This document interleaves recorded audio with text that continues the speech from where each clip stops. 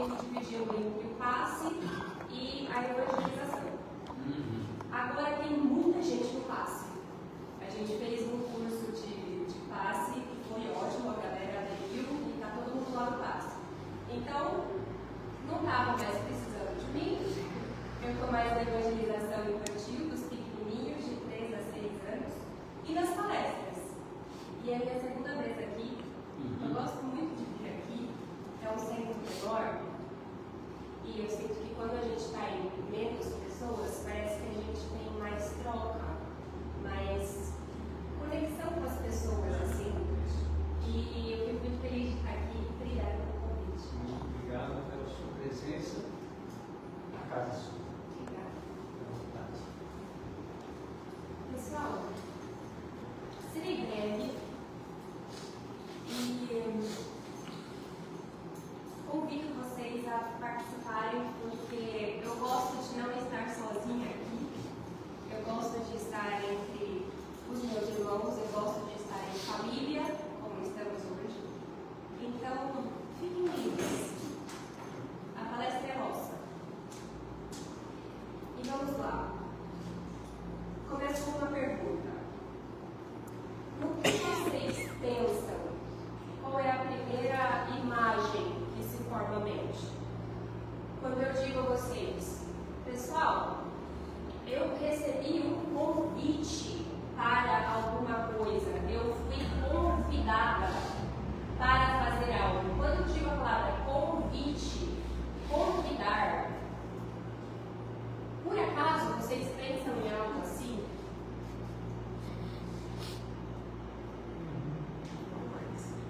Algo sim, um convite formal. Então, chegou na minha casa, eu fui convidada.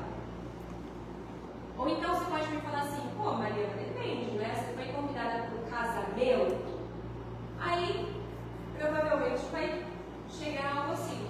Ou você foi convidada para comer uma pizza pela sua amiga, aí nesse caso, uma mensagem de texto básica. Um WhatsApp resolve. Essas são as formas que nos fazem perceber que nós fomos convidados para alguma coisa. Um convite expresso de alguém ou um envelope com o nosso nome nele. Mas e se a vida quiser me convidar para alguma coisa? E se esse interlocutor divino que conversa conosco a todo tempo quiser me convidar a algo?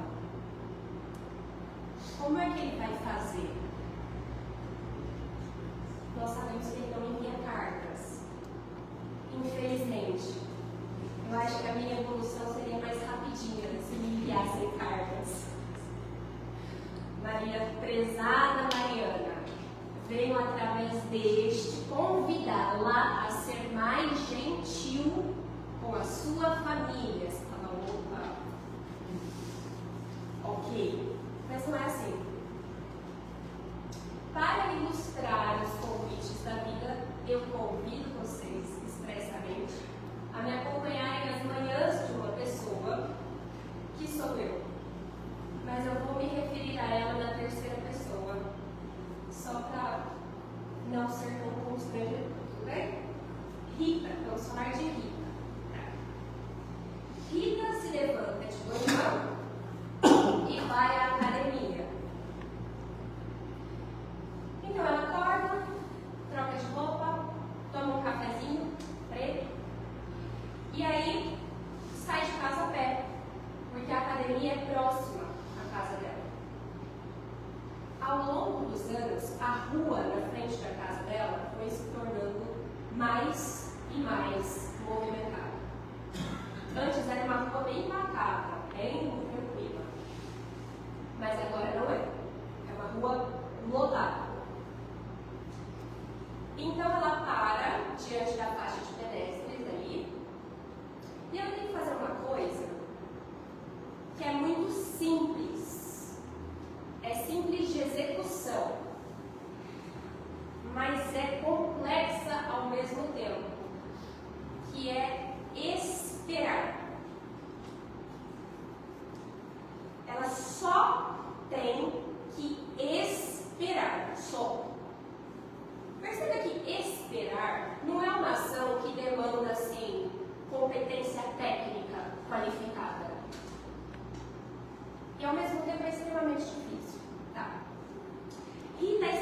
diante da faixa de pedestres ali. E aí, passa carro, passa moto, passa caminhão, passa carro e não para. A princípio, ela fica tranquila. A princípio, ela diz a si mesma: não, vamos relaxar, já eu consigo atravessar. Mas com o avanço de alguns poucos minutos, alguns pensamentos começam a lhe ocorrer. Como? Gente, mas quem foi o engenheiro que não pensou nisso aqui? Precisam caçar o registro dele, porque não é possível que alguém não tenha pensado que isso aqui ia dar rolo, como deu. Olha só, eu não consigo atravessar essa rua. Não, e cadê o prefeito que também não tem olhos para nada, não é mesmo? Não podia ter notado isso aqui? Mas como é que atravessa a rua? Não atravessa? Vou envelhecer aqui, diante dessa faixa de pedestre, sem atravessar. E esse sentimento começa a cozinhar dentro dela. Eventualmente, dá um rolinho e dá os rolinhos. Alguém fez uma conversão errada e ela corre, atravessa, consegue. Chega até a academia e tem uma ficha de exercícios lá. Uma coisa bem tradicional de academia. Você começa ali no primeiro exercício, vai lá para o segundo, depois você tem o terceiro lá adiante. E essa pessoa tem o exercício preferido. Ela começou a reparar, gente, porque toda vez que ela precisa ir para o exercício que ela mais gosta, tem alguém lá. Tem sempre alguém ocupando o lugar que ela gostaria de estar. Então, mais uma vez, ela tem que fazer essa coisa que se chama esperar. De novo. A princípio, tudo ok, ela vai fazer outro exercício para depois voltar. Mas se na hora de voltar, o indivíduo ainda estiver lá, os pensamentos voltam e são mais ou menos assim: misericórdia, não é possível que essa Rio Preto inteira tenha que passar naquela santa rua esta manhã e venha para esta santa academia. E aparentemente todo mundo quer fazer este exercício nesta manhã. E esse indivíduo que está lá está conversando por quê? Por que está conversando? Veio para a academia para falar em nome de Deus. Se eu tivesse menos contenção moral, eu ia lá arrancar ele ali. Pessoal, eu acabei de relatar para vocês os primeiros 40 minutos. Sério, não deu uma hora. Os primeiros 40 minutos do dia da Rita. Nesses 40 minutos, ela recebeu 2 convites da vida, os 2 no mesmo sentido. Os 2 são convites para a paciência,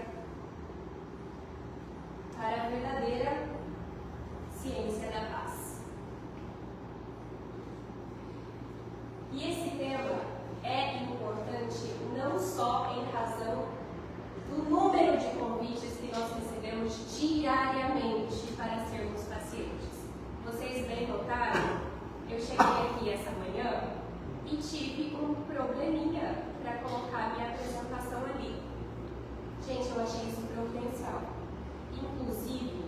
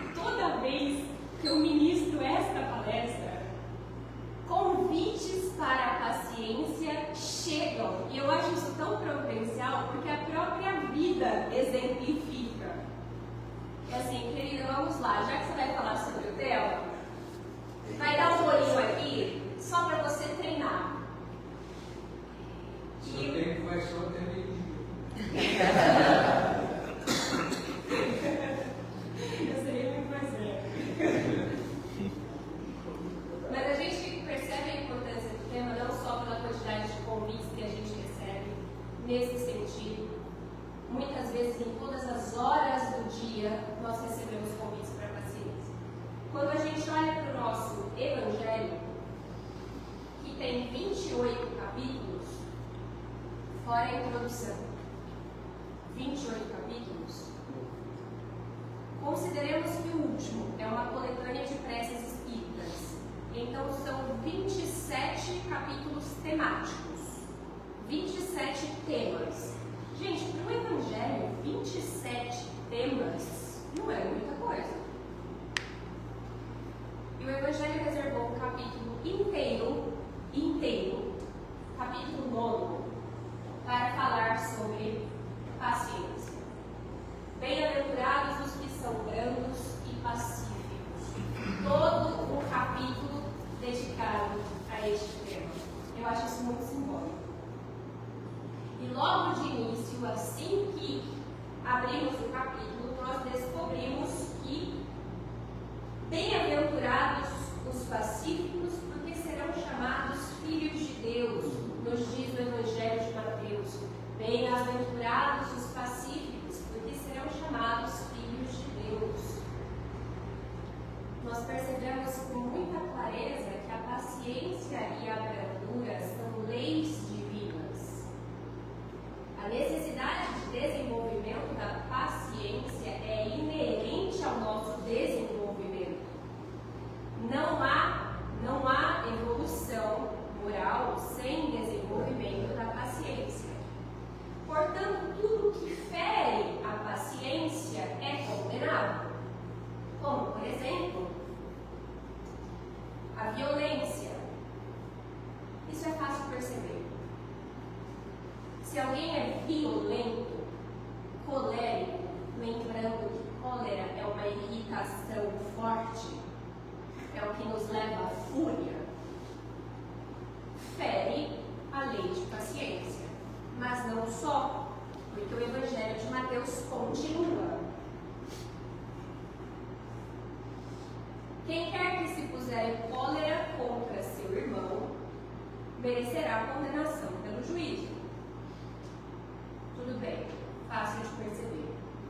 Mas também, aquele que disser a seu irmão, raca, merecerá condenação pelo conselho.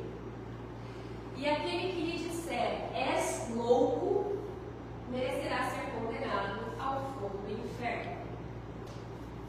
Pessoal, raca é uma expressão hebraica, usada à época dos hebreus, que significa homem que não vale nada. Ela era proferida olhando para a pessoa que se pretendia ofender.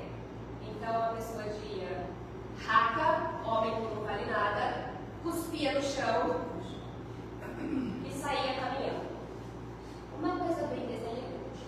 Mas percebam que mesmo a expressão és louco, dizer ao seu irmão, ao seu semelhante, você é doido, fere a lei de paciência e brandura. Então, não é só a violência que fere essa lei, mas também a expressão descortês, esta que nós temos tão comumente no nosso dia a dia e que nós usamos com tanta facilidade em muitos momentos da vida. Muito bem. É fácil perceber a importância da paciência. Alguém aqui tem a impressão de que não é tão importante assim? A dúvida normalmente está em outro lugar. A dúvida normalmente está aqui, ó. Como desenvolver paciência? Que recursos eu tenho ao meu favor? Por quais meios eu consigo avançar nisso? De que jeito? Pessoal, aqui a gente não tem um problema. Eu tenho a impressão de que os espíritos superiores são como grandes cozinheiros. Sabe gente que tem mão na cozinha? Destreza na cozinha? A gente tem alguém aqui que é um excelente cozinheiro? Gente, nós somos tudo igual. Porque acontece isso em todas as palestras. Eu não encontrei ainda alguém que responda essa pergunta minha assim, ó, eu pergunta para mim que eu sei. Eu gostaria de encontrar essa pessoa resoluta. Não acho. Então sempre é assim, é sempre uma denúncia. Ninguém quer participar, então fica todo mundo assim, né? Se a pessoa é uma excelente cozinheira, ela até nem procura meu olho, ela faz assim, ó. E aí, normalmente, é o marido ou a mulher que denuncia. E aí, o marido olha pra mim e faz assim, ó. Aconteceu ali. Como a senhora chama? Janete. Dona Janete é o nosso exemplo de excelente cozinheira do dia. Dona Janete, você cozinha olhando receita, presa a receita, ou você... Não, eu cozinho, às vezes eu tenho 4 bocas no fogão, eu ligo todas ao mesmo tempo e consigo administrar. E não olho nada, é assim, meio... Você não olha nada, meio que doido. É meio que doido. Meio doido, assim. E você só faz? Isso, só faço. Aprendi com a minha mãe também era. Entendi. E as minhas filhas estão no mesmo caminho que eu. Elas Só faz? Só faz. De vez em quando ela pergunta, mãe, vou fazer isso, mãezinha, o que você acha? Tá certo? Tá certo. Só isso que nós conversamos e elas mandam, sabe o que tá certo uma coisa com outra. Então vocês percebem que essas pessoas têm o que eu apelidei de mediunidade gastronômica. Porque isso não existe no mundo daqueles que não sabem cozinhar como eu. A gente não só faz. A gente não tem isso. A gente não tem o feeling. Lá no Kardec eu perguntei o exemplo de como cozinheiro era um homem. Eu falei, e aí, como é que você cozinha? Por receita? Ele fez assim, ó. Não, aqui, ó. Eu falei, o que é isso? Como é que você consegue me orientar a cozinhar desse jeito aqui, querido? E eu faço essa brincadeira porque não existe uma receita para ser mais paciente. Não existe um beabá. Não existe um item 1. Conceito. Vá lá fazer o seu... Não tem isso. Então, o que eu fiz? Cavei na doutrina espírita referências que nos ajudem a chegar lá, mais alto lá. Essa é uma receita não desenvolvida por um espírito superior, mestre, doutor, chefe em paciência. Essa é uma receita cavucada por alguém que está tendo dificuldades com o tema, mas está tentando desenvolver paciência. Tudo bem? Show. Vamos lá. Nosso primeiro recurso para desenvolver paciência é este aqui, e não há como fugir. Não há evolução sem autoconhecimento. Não só em termos de paciência. Não há evolução moral sem autoconhecimento.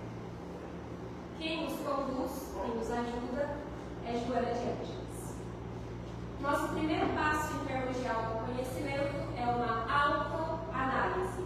Nos diz Joana, aprofunde a autoanálise e tenha a coragem de te desnudares perante a própria consciência. Ela usa a palavra coragem não à toa, porque este é realmente um exercício para seres corajosos. A coragem de te desnudares perante a própria consciência. A coragem de se ver integralmente. Nós somos seres mistos. Nós somos um emaranhadinho de luz e sombra. Nós temos virtudes e defeitos. E tem uma parte de nós que é uma delícia perceber. Aquela parte de nós que pode ser caridosa, que pode ser amável, generosa. Ótimo, dificuldade nenhuma em perceber isso. Mas a visão integral do ser depende que você veja tudo, inclusive a sombra. A autoanálise, no entanto, não é isso aqui.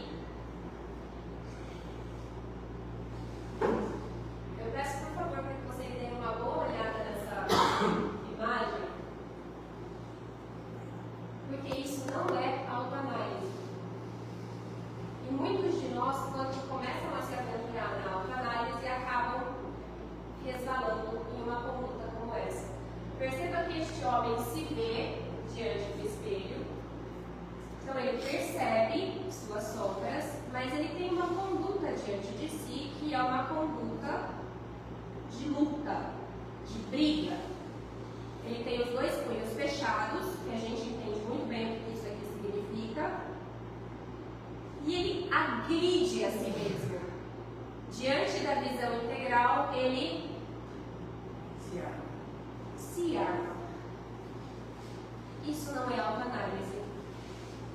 Autoanálise não é autoagressão. Autoanálise é isso aqui. Esse homem também se vê ao espelho. Esse homem também se vê integralmente. Ele vê luz e sombra. Mas ele tem diante de si um caderno, uma caneta, e ele conversa consigo mesmo como alguém que diz: cara, me conta, o que aconteceu? Você não reagiu de um jeito muito legal, não fiquei orgulhoso da tua reação. Mas o que você sentiu? Onde é que isso bateu? Me fala, vamos, nós dois com calma, vamos entender. Ele tem por ele mesmo aquela curiosidade que eu vejo nas crianças, que quer aprender, que quer descobrir. Não é isso. Deixa eu ver melhor. Isso é autoanálise. Tudo bem? A postura importa muito. Muito. Sigamos. Feita a autoanálise, você consegue fazer uma identificação de gatilhos. Como assim? O que é gatilho? Gatilho é um estímulo que leva a uma reação emocional intensa. Vocês lembram da Rita? Rita, diante de um convite da vida para esperar, começa a ter uma reação emocional um pouco nociva. Mas aí você até pode argumentar: pô, Mariana, mas não é uma reação emocional intensa. Ela não vai lá e arranca o homem do aparelho de academia para ela cair. Tudo bem. Para isso, temos um outro exemplo, que é um exemplo pessoal. Eu peço licença para abrirmos aqui um espaço sem julgamento do amiguinho, porque eu, pessoalmente, identifiquei um gatilho de uma forma não muito confortável. Identificação de gatilhos é uma coisa desconfortável, necessariamente. Se for confortável, provavelmente você está fazendo errado. Eu, Mariana, quando estava na faculdade, no último ano da faculdade, fui com o restante da minha turma, da minha sala, para uns jogos jurídicos. Uma ocasião de festa, de esporte, uma ocasião feliz. Nós estávamos em Barretos. Eu me lembro que era uma área da cidade um pouco afastada do centro da cidade. Terminou o jogo, nós todos nos dirigiríamos a um lugar onde a nossa van nos encontraria para levar até o nosso hotel, até o lugar que a gente estava hospedado. Eu fui a primeira a chegar na van. Eu saí do jogo, felizinha, a faculdade venceu, coisa boa, cheguei na van. Quando eu cheguei lá, tinham 3 pessoas paradas próximas à nossa van que vieram até mim, muito educadamente. Falaram: olha, licença, nós somos seus calouros. E dava para ver pela camiseta. E a gente já tentou chamar táxi, a gente já tentou chamar Uber, nós já fizemos sinal de fogo e a gente não consegue nada. Nós não temos como voltar para o alojamento. Não é o mesmo lugar em que nós estávamos. E nós também enrolávamos.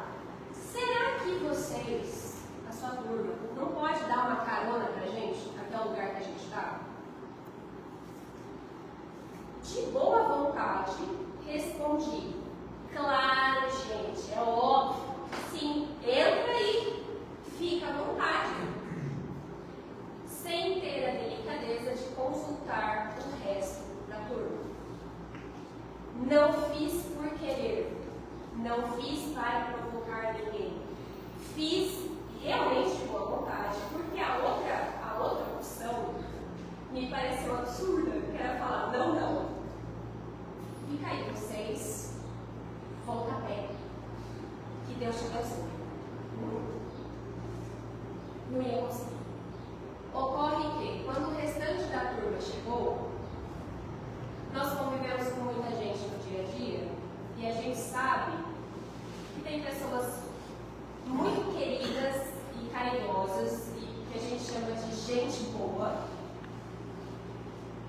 E tem gente mais difícil. Tem sempre aquela galera que não está afim nem de te dar bom dia, que é capaz de passar em cima de você e nem te olhar. E tá bom. É a vida. Uma pessoa a quem eu sempre considerei uma pessoa difícil, provavelmente ela pensa a mesma coisa de mim, mas essa é a realidade. Ao chegar na van, percebeu 3 calouros estranhos ao resto da turma e falou: o que essa gente está fazendo aí? Nós vamos levar ele? Nós vamos levá-los até o alojamento deles? Ah, pronto.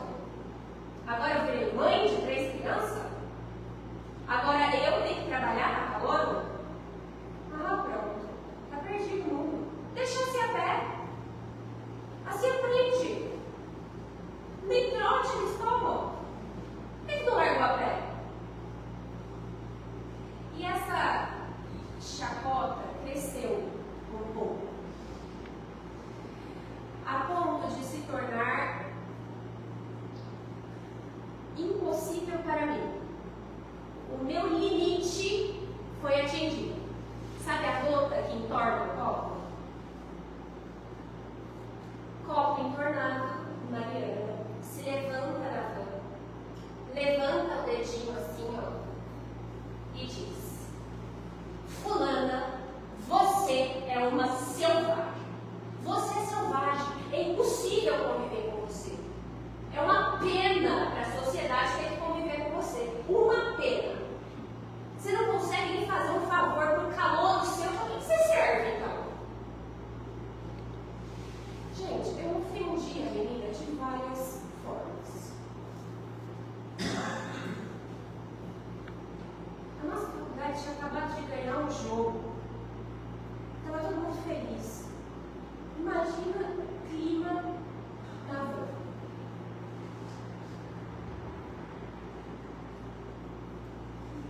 Um silêncio, um constrangimento. Ficou super chato.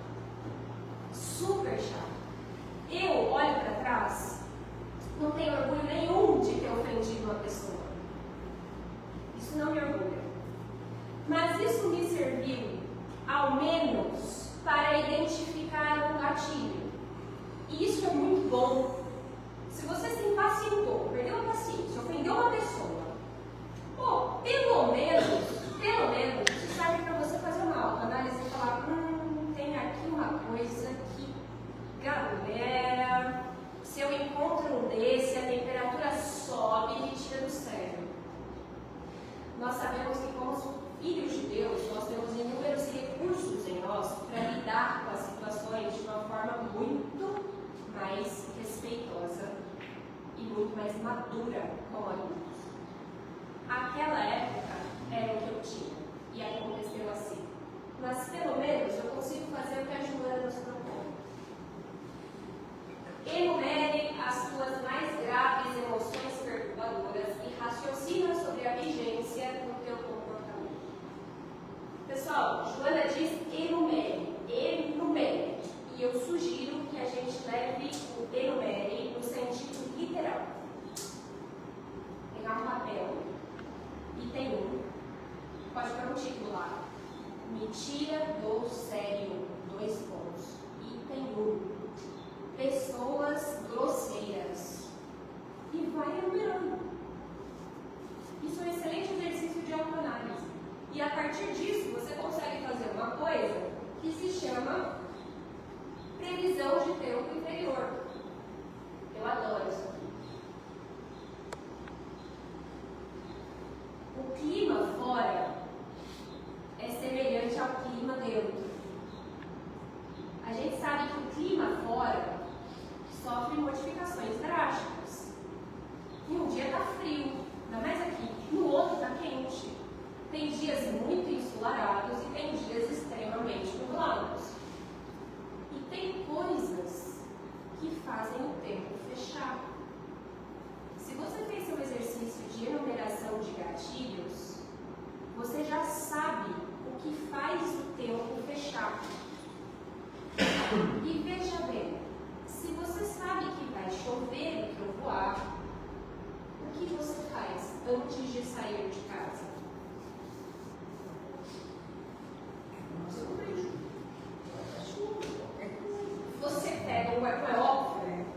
eu tenho que sair a pé. Vai chover. Vou pegar o guarda-chuva ou uma capa de chuva. Isso pode ser feito conosco. Tenho um cliente difícil às 3 da tarde. Desrespeitoso, grosseiro, difícil. Vou pegar o guarda-chuva antes. Eu não vou esperar estar extremamente irritada para fazer alguma coisa. E é por isso que é importante que a gente encontre alternativas, que é o nosso último passo. Enfrente suas emoções perturbadoras, uma a uma, não as justificando nem as escamoteando sob o desculpismo habitual. Escamotear é encobrir, disfarçar. Como assim? Suponha que eu conte a vocês a história da van e diga assim: pessoal, é lógico que eu ofendi a menina. É óbvio que eu ofendi. Olha como ela foi grosseira. Vocês perceberam como ela foi desrespeitosa? Então é óbvio que eu levantei e agredi a menina verbalmente. Esse é o desculpismo habitual. Não é óbvio. Não é óbvio. Nós não somos crianças. Embora frequentemente agimos como crianças. Não é óbvio. Você é senhor das suas ações. Elas são suas. Se alguém te ofende, você pode e tem recursos em si para não revidar. Olha que coisa maravilhosa, como filho de Deus. Não é bom isso? Mas alto lá. Percebam essa menininha. Ela está na casa dela, debruçada sobre a mesa, provavelmente diante de uma folha com seus gatilhos já identificados, refletindo, encontrando alternativas através da reflexão. Você não vai, perceba, você não vai encontrar uma boa alternativa diante da irritação. Mariana irritada numa van não vai encontrar uma boa alternativa a ofender a colega. Isso tem que ser feito antes, no momento anterior, por exercício de reflexão. Na chuva, molhado, não vai te adiantar o guarda-chuva. Você precisa pegar antes de sair de casa, para não molhar. Molhado, com frio, não adianta, concorda? Então esse é um exercício que a gente tem que antecipar o momento da irritação. A gente tem que saber que ele vai vir. Gente, isso é tão fácil para as coisas cotidianas. Anísio Haddad, meio-dia, na esquina do shopping Rio Preto, trava todo dia, menos domingo. Todo dia, meio-dia, na esquina do shopping Rio Preto, na Anísio Haddad, está travado. Se todo dia você passa por ali, meio-dia, e todo santo dia você se irrita porque está travado, você concorda que você não está trabalhando no auge da sua inteligência?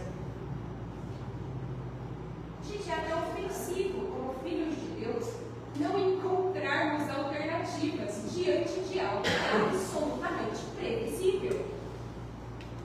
Pelo amor de Deus, coloque uma boa música,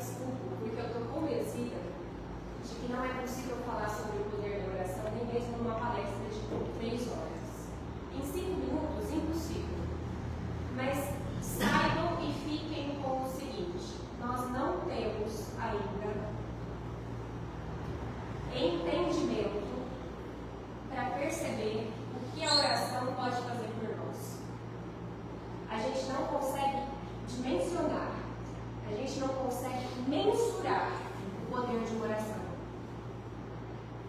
Não dá.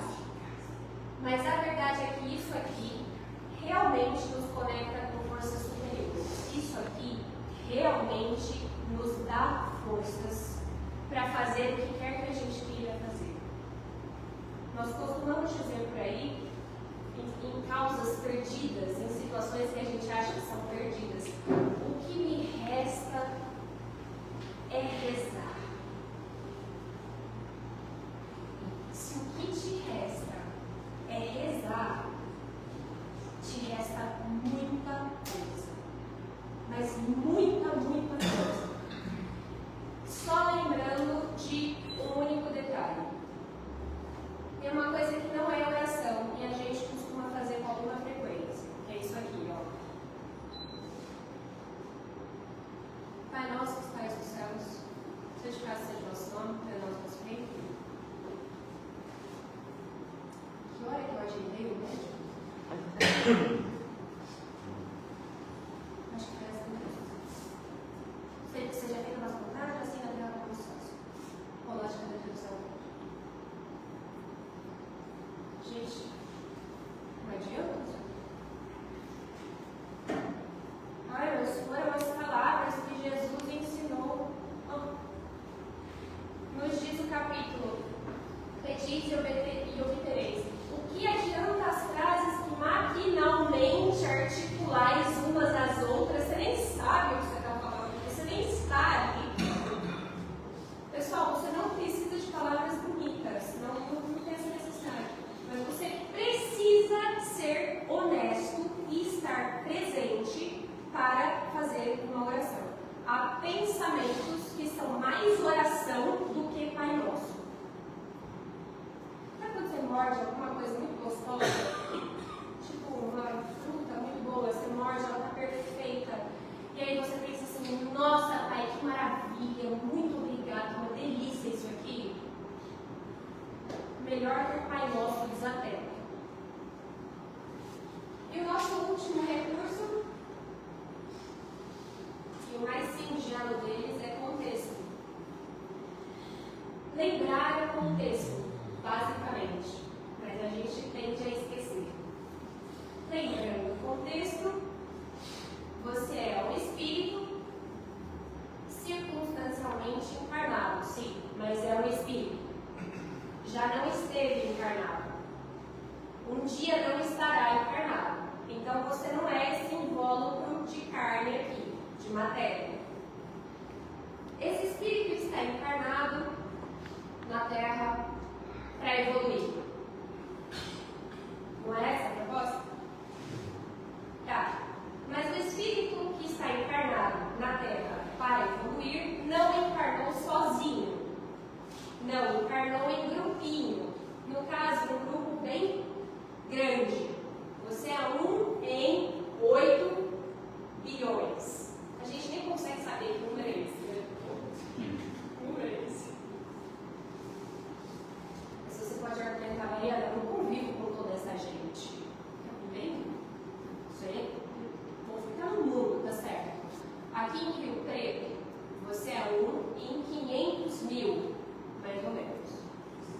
Então você divide esse espaço aqui com outras 500 mil pessoas e não tem absolutamente nada mesmo de especial sobre você em relação às demais. Nada. As demais também precisam se deslocar no dia a dia, também precisam ir ao médico, à padaria, ao mercado. E o espaço, vocês sabem bem, a gente divide. E não é só com outros seres humanos. Você também divide com a fauna e com a flora. Porque se uma capivara resolver atravessar a rua quando você está atrasado, como um ser humano minimamente íntegro, o seu papel é esperar. Porque ela também está no mundo como você. E dividindo esse espaço. E além disso, você não está aqui por muito tempo. Então, por favor, lembre-se da morte. Lembre-se da morte. Não como forma de deprimir, mas como forma de entender que esse prazo nos ajuda. E a verdade é essa: a morte nos ajuda a nos movimentar. Uma das conversas mais simbólicas e estranhas que eu tive na vida foi com uma amiga que eu não via há muito tempo. E sabe quando você faz contato com alguém que você não vê há muito tempo? Então tem um momentinho ali de atualizações. E aí eu falei pra ele: e aí, tudo bem? E a carreira, tá bem? Tudo bem lá no TJ? Tá? Como é que é teu pai, tua avó? Tudo bem? Ah, tá tudo bem. Lá no trabalho, tudo ótimo. Meu pai infartou. E foi ótimo. Aí sabe quando você acha que tem algum ruído de comunicação? Eu falei: peraí, teu pai infartou e foi ótimo? Como assim? Não foi ótimo, foi muito bom. Graças a Deus ele infartou. Daí anda, todo dia era um griteiro nessa casa. Ele e a minha mãe gritavam, brigavam, todo dia. O homem fumava como uma chaminé. Não fazia um exercício físico. Era um cara irritado, chato. Meu pai sempre foi chato. Mas agora tá calmo. Não briga mais com a minha mãe. Tá indo na academia. Nem ela deixava. Ela falou: graças a Deus ele infartou. Eu falei: como assim? Graças a Deus. E aí a gente teve esse momento de estranhamento mesmo. E, gente, não é graças a Deus ele infartou. Porque o infarto não é uma coisa fácil de viver. Mas é graças a Deus ele percebeu a morte. Graças a Deus ele foi colocado nesse lugar que nos dá a clara dimensão de prazo, de oportunidade. E ele percebeu que uma hora estamos aqui e na próxima, não sei. Então, se eu quiser fazer o melhor, eu vou ter que fazer agora. Porque eu não tenho outro momento, não nessa vida. Então, por isso, nos lembramos que quanto mais perto da morte, mais perto da vida. E isso parece um contrassenso, mas é verdade. Todas as vezes que nós nos colocamos diante da morte, a nossa disposição para a vida aumenta. Por isso, nos coloquemos diante da morte, pessoal. Vamos olhar para a morte. Peço desculpa pelo inglês, não consegui traduzir. Isso aqui é uma vida humana de 90 anos em quadradinhos. Então, nós temos 90 quadradinhos. Aí em cima em azul você nasceu, vai ser o primeiro ano de vida. Aqui em roxo você está fazendo 90 anos. Eu costumo olhar para isso e toda vez que eu olho eu tenho a sensação de que não são tantos quadradinhos assim. Mas se formos mais detalhistas, essa é uma vida de 90 anos em meses. Cada fileira dessa aqui são 36 meses. Cada fileira dessa aqui são 3 anos. E essa aqui é a quantidade de meses que uma vida de 90 anos tem. Se você está aqui no verdinho no meio, você está nos 30. Se você está aqui em vermelhinho, você está nos 60.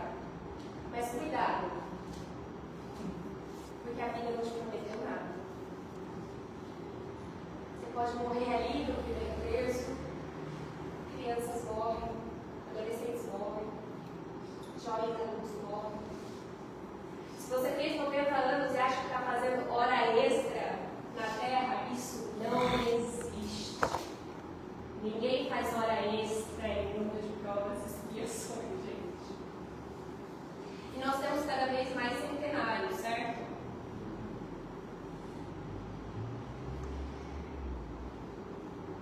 É bom olhar para isso aqui. É bom a gente se colocar diante da morte. Nós acabamos de vencer mais um mês. Amanhã é setembro. Veja, agosto não é mais um mês. Poxa, é um mês.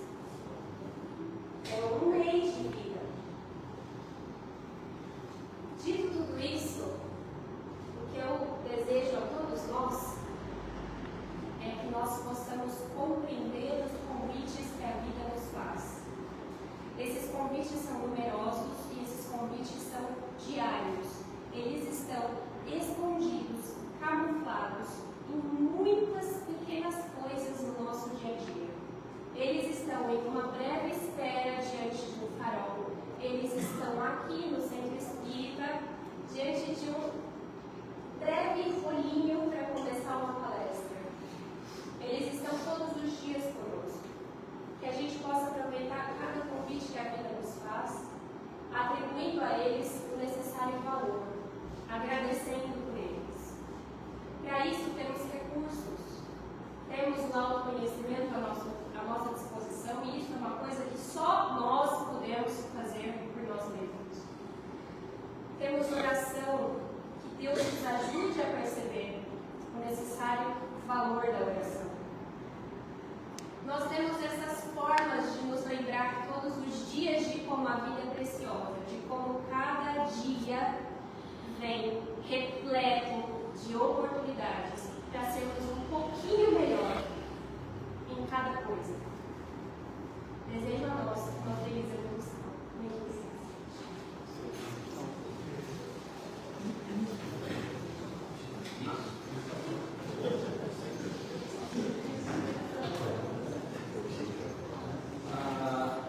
Os casos que desencadeiam as nossas emoções mais fortes, como a cólera, a ira,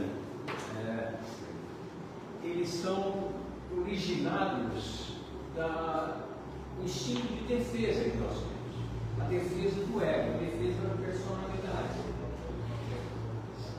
Isso vem do nosso instinto de conservação, do cérebro nosso reptiliano. São essas reações que, no final das contas, se revelam como uma personalidade limitadora. Todos nós somos. Quem nunca teve um problema desse parecido com o seu da vida? Todos nós temos os mais e os menos. Não tenha dúvida. Isso é o nosso instinto de conservação. E a aquisição da paciência é um passo importante para a nossa ascensão espiritual. O domínio desses instintos, dessas crises de nervosismo, vamos dizer assim, é uma situação que vem realmente, como foi dito, do seu autoconhecimento. Saber o que é que realmente aquilo te ofende. Somos, então, crianças que, se alguém nos tira do doce, a gente vai atrás e passa a palavra. Né? Esse domínio emocional é a verdadeira aquisição da nossa ascensão espiritual. Mariana, nós agradecemos em nome do Espírito que você possa vir outras vezes nos abrilhantar a nossa manhã, trazer tanto conhecimento. Muito obrigado, Adriana. 27. Mariana, por favor, o número de 1 a 27. Sorteado. 25. Esse? 25. Agora 15.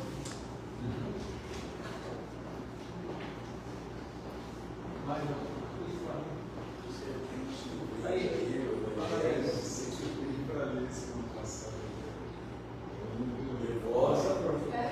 Você faz uma palestra.